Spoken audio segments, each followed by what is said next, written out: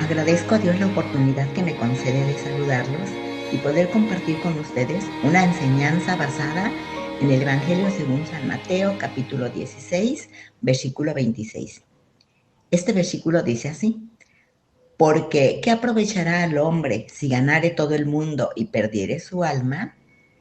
Y en la Nueva Traducción Viviente dice: ¿y qué beneficio obtienes si ganas el mundo entero pero pierdes tu propia alma?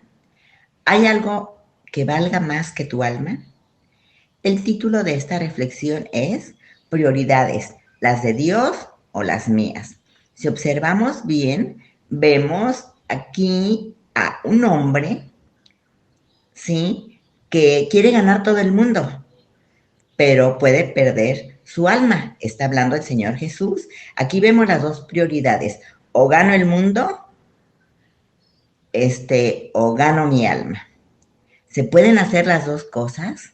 Bueno, vamos a ver qué es lo que nos dice la palabra de Dios, y estas son dos prioridades, la del hombre y la de Dios. Por eso el título de esta reflexión, volvemos a decirlo, prioridades, las de Dios o las mías. Esto nos conduce a examinar lo que hay en nuestro corazón, porque por lo que abunda en nuestro corazón, determinamos nuestras prioridades. ¿Qué buscamos entonces? ¿Hemos considerado lo que podemos perder si tomamos malas decisiones? ¿Los afanes de esta vida toman el primer lugar en nuestras prioridades? ¿La salvación de nuestra alma es la prioridad de Dios? ¿Cómo saberlo? Ya lo dijimos, son palabras de Cristo y Él nos pone dos prioridades: la que está en el hombre que no conoce a Dios y la que está en el corazón de Dios y a lo que Él vino a cumplir. Eso es como podemos saberlo. Si usted acostumbra llevar una agenda personal, ¿qué ha registrado en ella? Recuerde, si únicamente sus prioridades están en su agenda y ha olvidado las prioridades de Dios, entonces ya ha olvidado las prioridades de Dios. Cuidado, está en peligro su alma. Pero volvamos a nuestro versículo bíblico. ¿Qué significa ganar todo el mundo?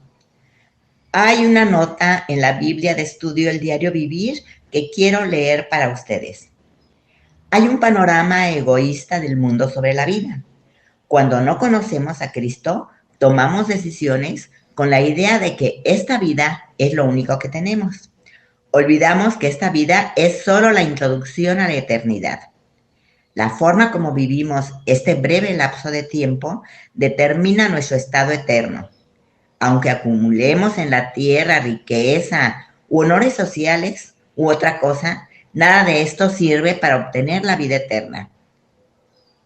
Esto es muy diferente a trabajar legítimamente para proveer lo que necesitamos para nosotros y nuestra familia, como alimento, vivienda, ropa, educación y otros. Que nada nos lleve a descuidar nuestra alma. ¿Alguno ha dejado a Cristo fuera de su vida y de sus planes? Volvamos entonces a cuál es la prioridad de Dios. La prioridad de Dios es nuestra salvación. Recordemos el versículo: ¿y qué beneficio obtienes si ganas el mundo entero, pero pierdes tu propia alma? ¿Hay algo que valga más para tu alma? Dios en su palabra nos muestra su amor y prioridad. Cristo vino para darnos vida y vida en abundancia. Vino para salvarnos y darnos vida eterna. Pero algunas personas ignoran esto y dejan a Dios fuera de sus vidas. Viven atrapados por los afanes de este mundo, quedando en peligro de perder su alma. Nuestra plena preservación es la prioridad de Dios. Y en la Biblia hay muchos ejemplos de esto. Vamos a mencionar brevemente solamente la historia del rico y Lázaro, que se encuentra en Lucas 16:25, un solo versículo. Hay un diálogo entre Abraham y el rico, que ya está en el lugar de tormento, y habla con Abraham. Y Abraham le contesta: acuérdate que recibiste tus bienes en tu vida, y Lázaro también males, pero ahora Lázaro es consolado aquí y tú atormentado. Todas las enseñanzas de la Biblia nos ayudan a identificar cuál es la prioridad de Dios. Y en este versículo bíblico que estamos reflexionando hoy, es nuestra alma y la preservación de su pueblo y de su iglesia. Entonces, ya identificada, vamos a luchar por ella y alinear nuestras prioridades en perfecto equilibrio con su voluntad. No permitamos que otros asuntos o detalles nos hagan olvidarlas. Examinemos entonces las prioridades de algunos personajes bíblicos. Vamos a ver el Antiguo Testamento en el contexto después que el pueblo judío volvió del cautiverio en Babilonia. 3 personajes vamos a resaltarlos: Zorobabel, Esdras y Nehemías. Juntos fueron utilizados por Dios para comenzar el despertar espiritual que alcanzó a toda la nación. La prioridad de Dios fue usar la vida de ellos y se cumplió de esta manera. El propósito de los libros de Esdras y Nehemías es mostrar la fidelidad de Dios y la forma en que cumplió su promesa de restauración plena, restaurarlos a su patria y restaurar su vida espiritual. Y estableció nuevamente a su pueblo en su tierra después de la cautividad de Babilonia. Hubo 2 regresos. El primero, que menciona Esdras, capítulos del 1 al 6, fue el regreso guiado por Zorobabel. Y después del capítulo 7, habla del regreso guiado por Esdras. Veamos primeramente sobre el regreso del pueblo de Dios guiado por Zorobabel. Después de 70 años de cautiverio, se les permitió a los cautivos de Judá que regresaran a su tierra natal. Casi 50,000 personas hicieron este viaje. Para ellos era un día de esperanza. Era un nuevo comienzo. Zorobabel guió al pueblo en la reconstrucción del altar y en la preparación de los cimientos del templo. El pueblo se estaba renovando en su dedicación a Dios y a su servicio. ¿Cómo nos enseña esto? Renovar nuestra dedicación a Dios y a su servicio.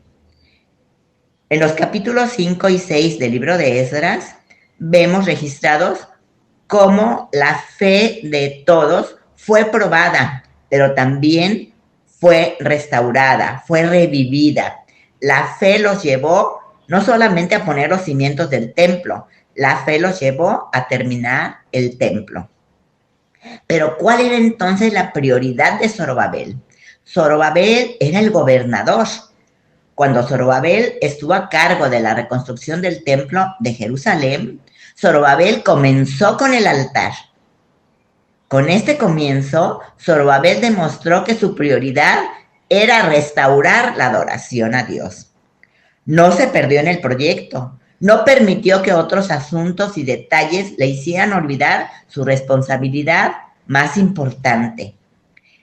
Qué hermoso es que con este pasaje Dios muestra su misericordia a cada generación, como está mostrando su misericordia a esta generación actual al dejarnos sus promesas, la historia de su pueblo, la historia de su misericordia, y la muestra a cada generación. No importa lo difícil que sea nuestra situación presente, Dios nos restaura cuando regresamos a Él. Y veremos entonces el regreso guiado por Esdras, que lo encontramos en el capítulo 7, capítulo 7 hasta el capítulo 10, al finalizar el libro de Esdras. Casi 80 años después de Zorobabel, Esdras regresó con otra parte del pueblo. Esdras era sacerdote y escriba. Su nombre significa ayuda. Dedicó su vida para servir a Dios y al pueblo de Dios. La predicación de Esdras edificaba al pueblo y los alentaba para terminar con la obra que Dios quería para ellos. ¿Cuál era entonces la prioridad de Esdras? Bueno, Vamos a ver en qué basaba Esdras su prioridad. Esdras tuvo el punto de partida correcto, la palabra de Dios. ¿Usted quiere tener un punto de partida correcto? Busque en la palabra de Dios lo que ésta le puede enseñar. Esdras la estudió con dedicación, la aplicó en su vida con fidelidad para vencer las circunstancias, pero sobre todo esto le sirvió no para guardarla para él, sino para enseñar al pueblo lo que él aprendió. Esto lo vemos en Esdras 7, versículo 10. Y pasamos entonces a Nehemías. ¿Cuál era la prioridad de Nehemías? La reconstrucción del muro de Jerusalén. ¿Cómo lo logró? Vamos a ver cómo él oró y perseveró. La oración sigue siendo la fuerza poderosa de Dios. Él guía nuestros preparativos y nuestros esfuerzos para llevar a cabo su voluntad. Pero ¿cuándo utilizó Nehemías la oración? Primeramente, cuando recibió malas noticias acerca del estado de los muros de Jerusalén. Él pregunta a unas personas que habían llegado de Jerusalén cómo estaban todos. Y entonces, aquí, al recibir malas noticias, Nehemías dice, incluyó a Dios en sus planes al orar y también en sus preocupaciones. Esto lo hemos registrado en Nehemías 1, versículos 3 y 4. Y entonces le dicen a aquellas personas que habían ido, el remanente, los que quedaron de la cautividad, están en gran mal y afrenta, y el muro de Jerusalén derribado, y sus puertas quemadas a fuego. Cuando oí esas palabras, dice Nehemías, me senté y lloré, e hice duelo por algunos días, y ayuné y oré delante del Dios de los cielos. Entonces Nehemías, con esto, ¿sí?, al sentarse, al llorarse, al dolerle y hacer duelo por algunos días sobre la situación tan triste de su pueblo, los que estaban en Jerusalén, ayuna y ora delante de Dios.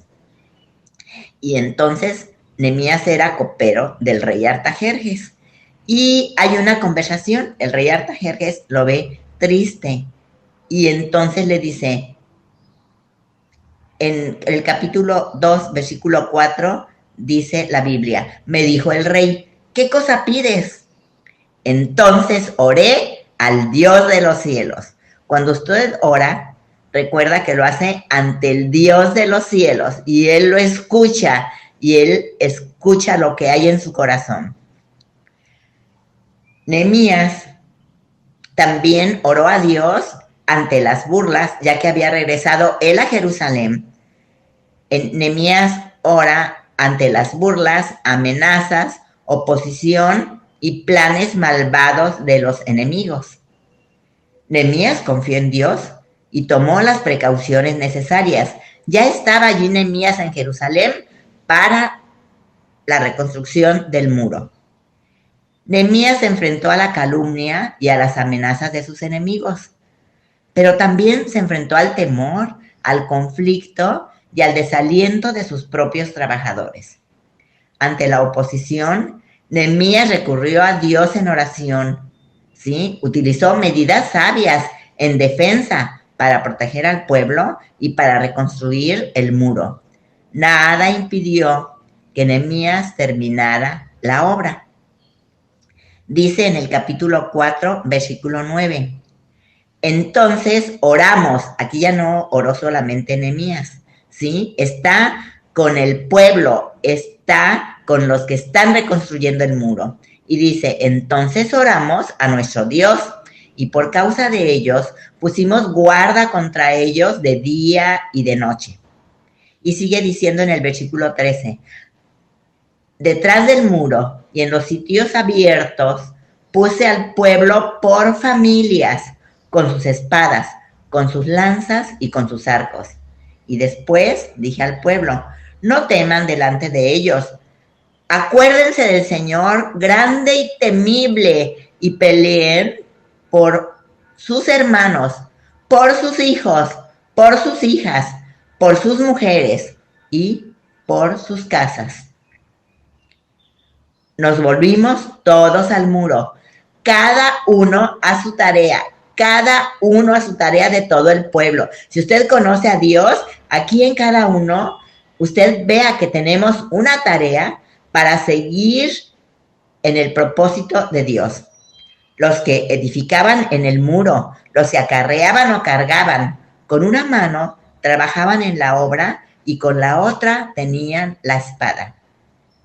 Pero hay una oposición a esa reconstrucción del muro. Y en el capítulo 6, versículo 9 del libro de Nehemías, dice, porque todos ellos nos amedrentaban diciendo, se debilitarán las manos de ellos en la obra y no será terminada. Y entonces Nehemías dice, ahora pues, oh Dios, fortalece tú mis manos. Quiero que recuerde esta enseñanza de todo esto que estamos viendo. Confiar en Dios no significa que no hagamos nada. Algunos dicen, ya oré, ya no hago nada, ya lo tiene todo en las manos de Dios. No, hay que pedir sabiduría. Entonces, confiar en Dios no significa que no hagamos nada. Señor, he confiado en ti, he puesto en tus manos, dime por favor qué debo hacer. Seguir orando y vemos, estamos en peligro, ¿qué podemos hacer? ¿Sí? En peligro de que nuestra alma pueda perderse o en peligro de alguna destrucción en nuestras vidas, ¿sí? ¿Qué debemos hacer? Y Dios va a poner en su corazón lo que debe hacer. Confiar en Dios no significa que no hagamos nada. Actuar no significa que no confiamos. Cuando surgen las dificultades, tenemos tendencia al conflicto y al desaliento. Cuando los problemas o las dificultades surgen, debemos orar y seguir adelante para cumplir el propósito de Dios para nuestras vidas. Veamos entonces cuál es la prioridad de Dios. Recordémosla. La prioridad de Dios es la preservación de los suyos, de aquellos que han confiado en Él, de aquellos extranjeros que se han acercado a Él buscando al Dios de los cielos. La prioridad de Dios es preservación. Dios había respaldado a Zorobabel en la restauración del altar y del culto y en la reedificación del templo, junto con los profetas Ageo y Zacarías, como vemos también en el libro de Zacarías 4, versículos 6 y 9.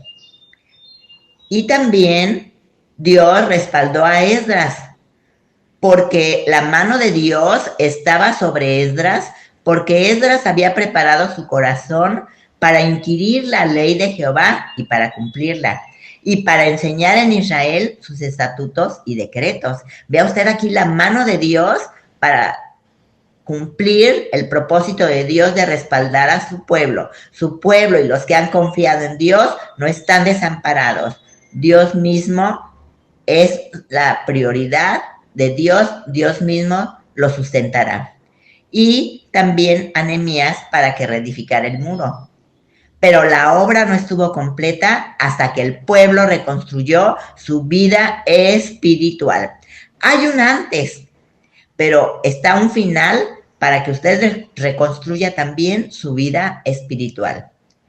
Esdras estuvo con Nehemías, instruyó al pueblo en la palabra de Dios. Esto viene en el libro de Nehemías, capítulo 8. Mencionamos que juntos Zorobabel, Esdras y Nehemías fueron utilizados por Dios para comenzar un movimiento espiritual que alcanzó a toda la nación. Este fue el último despertar espiritual registrado en el Antiguo Testamento. Finalicemos. Entonces, ¿qué aplicó usted a su vida? ¿Cuál es nuestra conclusión? Estos personajes bíblicos no solo tenían una verdadera relación con Dios, ellos cuidaron su alma, su relación con Dios y cuidaron también del pueblo de Dios. Ellos entendieron las prioridades de Dios y se dispusieron a servirle. Bueno, ellos. ¿Y qué de cada uno de nosotros? Recordemos, ¿sí? Nosotros no somos ni Zorobabel, ni Esdras, ni Nehemías, pero Dios sigue siendo Dios y tiene en esta generación y a través de la historia, pero nos corresponde ver esta generación, tiene personas que le buscan, personas que le aman y nos ama a cada uno de nosotros. Entonces, ¿qué de cada uno de nosotros? Bueno, con Nehemías, en el capítulo 3, versículo 28, dice que cada uno enfrente de su casa, ¿sí? Reconstruyó el muro. Ese muro simboliza protección. No dejemos que a nuestro hogar entren cosas que pueden destruirnos y que nosotros les demos el derecho legítimo, ¿sí? Por lo tanto, volvemos a nuestro tema. Prioridades. Hemos visto prioridades. ¿Las de Dios o las mías? ¿Todavía quiere ganar a todo el mundo y perder su alma?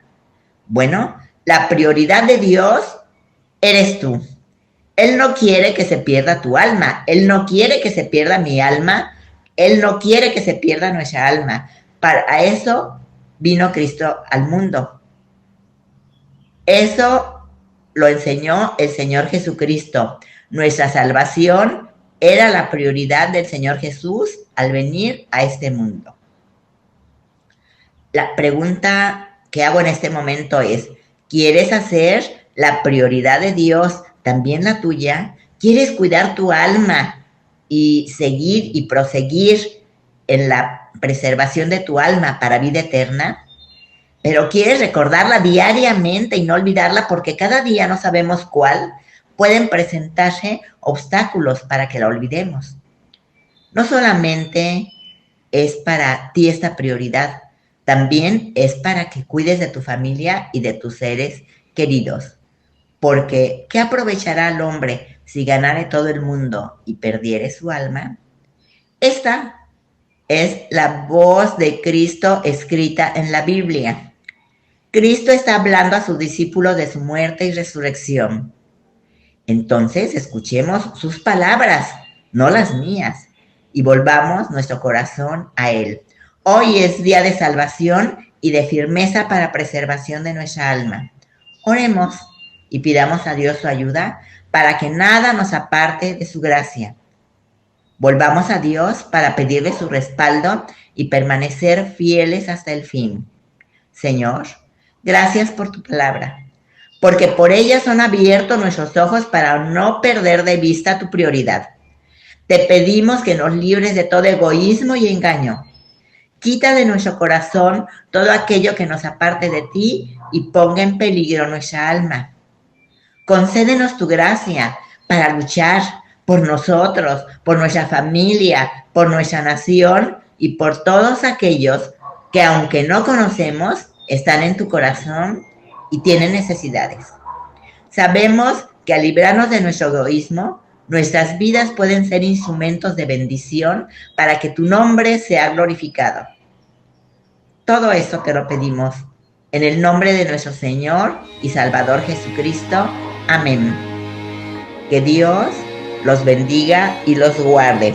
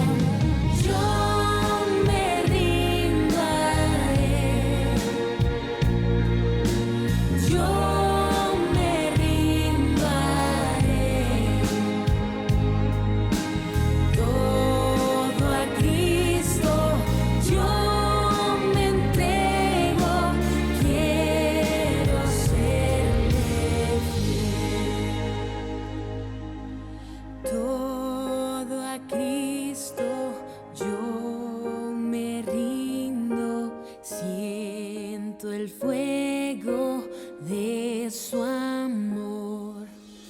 Oh, qué gozo hay en mi alma. Gloria, gloria a mi Señor.